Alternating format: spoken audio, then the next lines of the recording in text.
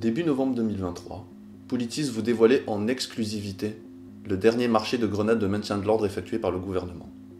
Il s'agit du plus grand depuis plus de 10 ans, qui est évalué à plus de 78 millions d'euros.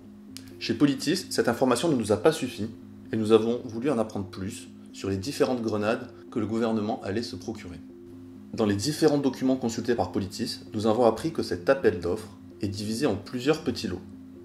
Le lot numéro 7 porte sur des grenades assourdissantes à main.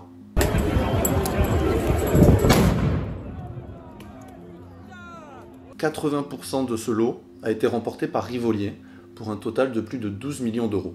Pour en savoir plus, Politis s'est rendu à Milipol à la mi-novembre 2023, un salon professionnel consacré à la sécurité intérieure.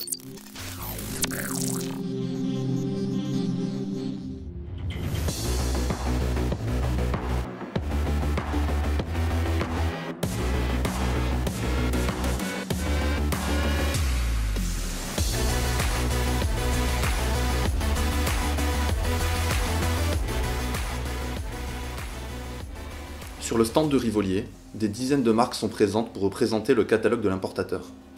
Dans une vitrine, 2 fabricants exposent des grenades de maintien de l'ordre.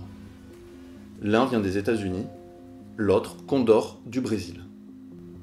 Une source policière révèle à Politis que la nouvelle grenade vient de chez Condor, le fabricant brésilien. Il s'agit alors de la grenade GL307. Cette grenade assourdissante produit un niveau sonore encore jamais atteint dans les manifestations françaises.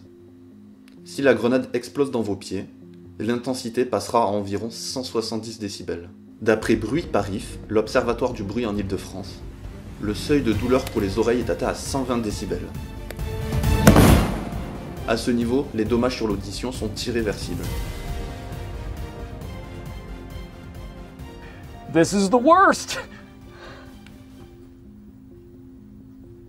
Pour en savoir plus sur les caractéristiques techniques de cette grenade, nous avons demandé les documents de l'appel d'offres au ministère de l'Intérieur. Quelques semaines plus tard, nous recevions une vingtaine de documents dont les parties intéressantes étaient complètement bariolées de noir, le ministère de l'Intérieur invoquant le secret des affaires. Dans le journal officiel du gouvernement de l'État de São Paulo du 10 décembre 2020, un long chapitre explique que la société Condor demande un réexamen de sa grenade suite aux tests de la police brésilienne. Lors de ces essais, plusieurs grenades ont, en plus d'exploser tardivement, projeté des fragments à plus de 40 mètres. La GL307 n'a pas été la seule grenade assourdissante à avoir été commandée dans cet appel d'offres.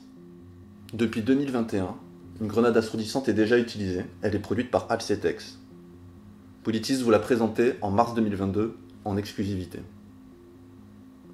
D'après le fabricant Alcetex, la grenade a une conception destinée à éviter toute fragmentation ou projection d'éclats vulnérants. Pourtant, d'après les informations consultées par Politis, dans son analyse technique, la grenade aurait obtenu un 0 pointé sur la production d'éclats. Une information qui n'a pas été rédhibitoire pour le gouvernement, qui vient d'en acheter pour plus de 3 millions d'euros. En plus de cela, le ministère de l'Intérieur a commandé une 3e grenade assourdissante. On la retrouve dans le lot numéro 6. Il traite de grenades assourdissantes de 40 mm, pouvant être tirées au lance-grenades. C'est Alcetex qui remporte encore une fois ce lot pour 4,7 millions d'euros. Encore? Ça fait beaucoup là, non? Dans différents catalogues de l'entreprise que nous avons consultés, une seule grenade correspond aux caractéristiques techniques de ce lot.